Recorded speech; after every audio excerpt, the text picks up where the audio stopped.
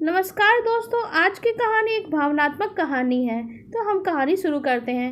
आज फिर बेटा बिना कुछ खाए घर से बाहर जा रहा था तो माँ ने बेटे से कहा, बेटा थोड़ा सा तो खाना खा के जा, 2 दिन से तूने कुछ नहीं खाया। तो बेटे ने कहा, देखो मम्मी, मैंने 12वीं की बोर्ड परीक्षा के बाद सेकेंड हैंड बाइक मांगी थी और पापा ने प्रॉमिस भी किया था कि ज़रूर देंगे। आज मेरा आखिरी पेपर है, दीदी को कह देना कि जैसे ही मैं परीक्षा दे के बाहर आऊँगा तो वो पैसे लेके बाहर खड़ी रहे। मेरे दोस्त की पुरानी बाइक मुझे आज ही लेनी है, और हाँ, यदि दीदी वहाँ पैसे लेके नहीं आई तो मैं घर वापस नहीं आऊँगा। एक गरीब घर में बेटे मोहन की जिद और माता की लाचारी आमने सामने टकरा रही थी। माँ ने कहा, बेटा तेरे पापा तुझे बाइक लेकर देने ही वाले थे, लेकिन पिछले महीने का एक्सीडेंट और इससे पहले माँ अपनी बात पूरी कर पाती उससे पहले ही मोहन बोला, मैं कुछ नहीं जानता, मुझे बाइक चाहिए ही चाहिए। ऐसा बोल के मोहन मम्मी को गरीबी और लाचारी में मझधार में छोड़ के घर से बाहर निकल जाता है। 12वीं की बोर्ड परीक्षा के बाद भागवत सर एक अनोखी परीक्षा का आयोजन कर रहे थे। हालांकि भागवत सर का विषय गणित था, किंतु विद्यार्थियों को जीवन का गणित भी समझाते थे। उनके सभी विद्यार्थी ये परीक्षा जरूर देने आते थे। इस साल परीक्षा का विषय था मेरी पारिवारिक भूमिका। मोहन परीक्षा कक्षा में आके बैठ गया। उसने मन में गांठ बांध ली, यदि मुझे बाइक लेके नहीं देंगे तो घर नहीं जाऊँगा। भागवत सर ने क्लास में सभी को टेस्ट पेपर बांट दिए। पेपर में कुल 10 प्रश्न थे। उत्तर देने के लिए 1 घंटे का समय दिया गया था। मोहन ने पहले प्रश्न को पढ़ा, आपके घर में माताजी, पिताजी, भाई बहन कितने घंटे काम करते हैं, विस्तार से बताइए। मोहन ने तुरंत जवाब लिखना शुरू कर दिया। पापा सुबह 6 बजे टिफ़िन के साथ अपनी ऑटो रिक्शा लेकर निकल जाते हैं और रात में 9 बजे तक वापस आते हैं। ऐसे में लगभग 15 घंटे काम करते हैं। मम्मी सुबह 4 बजे उठ के पापा का टिफ़िन तैयार करती है, बाद में घर का सारा काम करती है, दोपहर में सिलाई का भी काम करती है और सभी लोगों के सो जाने के बाद ही सोती है। लगभग 16 घंटा मम्मी भी काम करती हैं। दीदी सुबह कॉलेज जाती है और शाम को 4 बजे से 8 बजे तक पार्ट टाइम जॉब करती है और रात में मम्मी के काम में मदद करती है। लगभग 12 से 13 घंटा दीदी भी काम करती है। और मैं सुबह 6 बजे उठता हूँ, दोपहर को स्कूल से आके खाना खा के सो जाता हूँ, शाम को अपने दोस्तों के साथ घूमता हूँ और रात को 11 बजे तक पढ़ता हूँ। लगभग 10 घंटे व्यस्त रहता हूँ। पहले सवाल के जवाब के बाद मोहन ने दूसरा प्रश्न पढ़ा, आपके घर की मासिक कुल आमदनी कितनी है।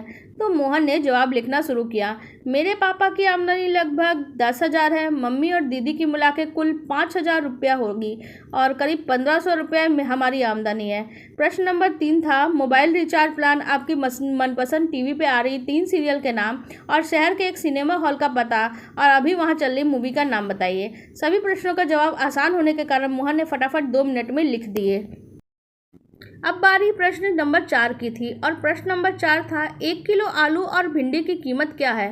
1 किलो गेहूं, चावल और तेल की कीमत बताइए और जहां पे घर का गेहूं पिसाने जाते हैं उस आटा चक्की का भी पता बताइए। मोहन का इस सवाल का जवाब नहीं आया। उसे समझ में नहीं आया कि हमारे दैनिक आवश्यक ज़रूरत की चीज़ों के बारे में उसे थोड़ा सा भी नहीं पता है। मम्मी जब भी कोई काम बताती तो वो मना कर देता था।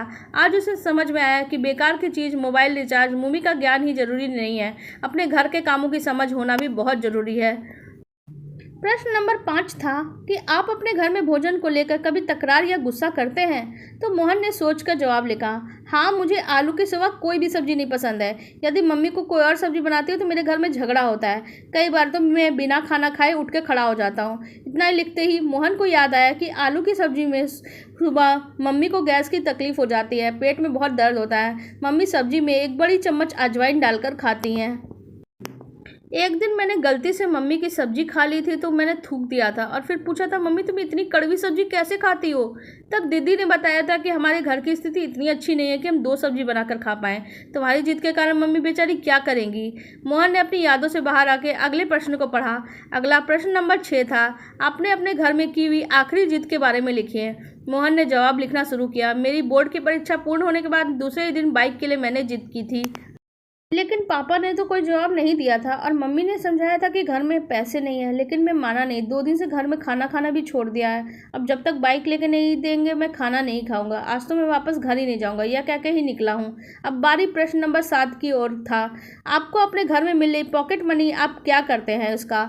आपके भाई बहन अपनी पॉकेट मनी कैसे खर्च करते हैं। मोहन ने जवाब लिखना शुरू किया, हर महीने पापा मुझे 100 रुपये देते हैं, उसमें से मैं मनपसंद परफ्यूम और चश्मा लेता हूँ। अपने दोस्तों के साथ छोटी मोटी पार्टियों में खर्च करता हूँ। मेरी दीदी को भी पापा 100 रुपया देते हैं। वह खुद भी कमाती है और पगार के पैसे से मम्मी की आर्थिक मदद भी करती हैं। हाँ, उसको दिए गए पॉकेट मनी वो गुल्लक में डाल के बचत करती है। उसके किसी प्रकार के शौक नहीं है क्योंकि वो कंजूस भी है। इसके बाद प्रश्न नंबर 8 था, आप अपनी खुद की पारिवारिक जिम्मेदारी को समझते हैं? यह प्रश्न अटपटा और मुश्किल होने के बाद मोहन ने जवाब लिखना शुरू किया। परिवार के साथ जुड़े रहना चाहिए, एक दूसरे के प्रति समझदारी से व्यवहार करना चाहिए, एक दूसरे की मदद करनी चाहिए और ऐसे अपनी जिम्मेदारी निभानी चाहिए। वो लिखते लिखते अंतरात्मा से आवाज़ आई मोहन के, अरे मोहन, तुम खुद अपनी पारिवारिक जिम्मेदारी योग्य रूप से निभा रहे हो क्या? और अंतरात्मा से ही जवाब आया, बिल्कुल नहीं। प्रश्न नंबर 9 था, आपके परिणाम से आपके माता पिता खुश हैं? क्या वो अच्छे परिणाम के लिए आपसे जिद करते हैं, आपको डांटते रहते हैं? इस प्रश्न का जवाब लिखने से पहले मोहन की आंखें भर आई। अब वो परिवार के प्रति अपनी भूमिका बराबर समझ चुका था। उसने लिखने की शुरुआत की, वैसे तो मैं कभी अपने माता पिता को संतोषजनक परिणाम नहीं दे पाया हूँ, लेकिन इसके लिए कभी उन्होंने जिद नहीं की। मैं अब हर बार अच्छे रिजल्ट के प्रॉमिस तोड़ता हूँ, फिर भी हल्की सी डांट के बाद फिर भी वही प्रेम बना रहता है। इसके बाद आखिरी प्रश्न था प्रश्न नंबर 10, पारिवारिक जीवन में असरकारक भूमिका निभाने के लिए इन छुट्टियों में आप कैसे परिवार की मदद करेंगे? जवाब में मोहन की कलम चले इससे पहले उसकी आंखों से आंसू बहने लगे। जवाब लिखने से पहले ही कलम रुक गई और बेंच के नीचे मुँह रख के वो रोने लगा। फिर कलम उठाई पर तब भी कुछ नहीं लिख पाया।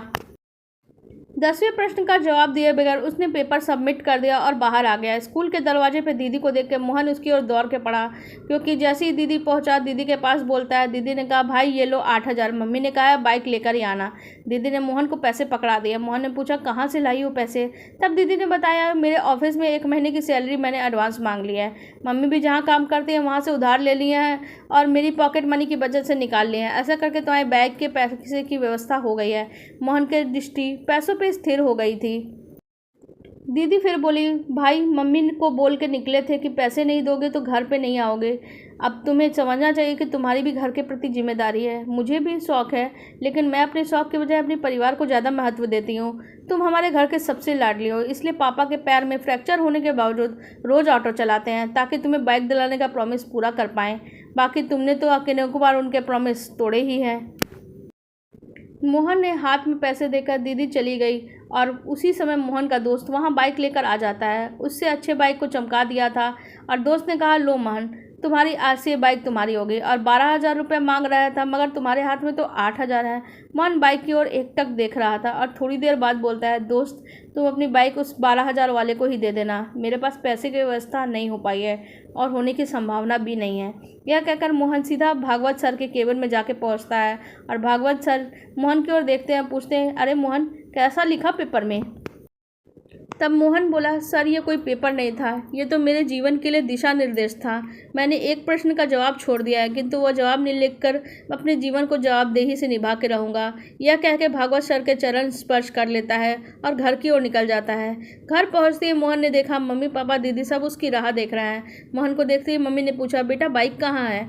मोहन ने दीदी के हाथों में पैसे थमा दिया और कहा, सॉरी मुझे बाइक नहीं चाहिए। अब पापा मुझे ऑटो की चाबी दे दो, आज से मैं पूरी छुट्टियाँ ऑटो चलाऊँगा, आप थोड़े दिन आराम करिए। अब मम्मी, आज से मेरी पहली कमाई शुरू होगी, इसलिए तुम अपनी पसंद की सब्जी लेके आना, रात में हम सब मिलकर खाना खाएंगे। मोहन के स्वभाव में आए परिवर्तन को देख के मम्मी ने उसको गले लगा लिया और कहा, बेटा सुबह जो कहकर तुम गए थे वह बात तुमने अपने पापा को बताई थी, इसलिए तुम्हारे पापा बहुत दुखी हो गए, काम छोड़कर घर वापस आ गए। भले ही तुम्हें मेरे पेट में दर्द हो रहा हो, लेकिन आज मैं तेरी पसंद की ही सब्जी बनाऊंगी। तब मोहन ने कहा, नहीं मम्मी, अब मैं समझ गया हूँ मेरे घर परिवार में मेरी भूमिका क्या है।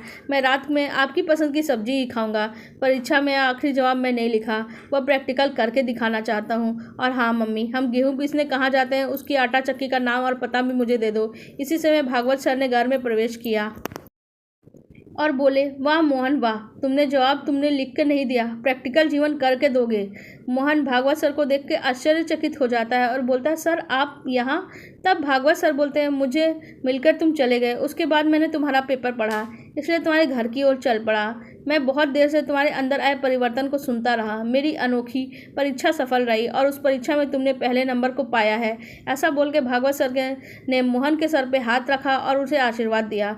मोहन ने तुरंत ही भागवत सर के पैर छू लिए और ऑटो रिक्शा चलाने के लिए बाहर निकल पड़ा।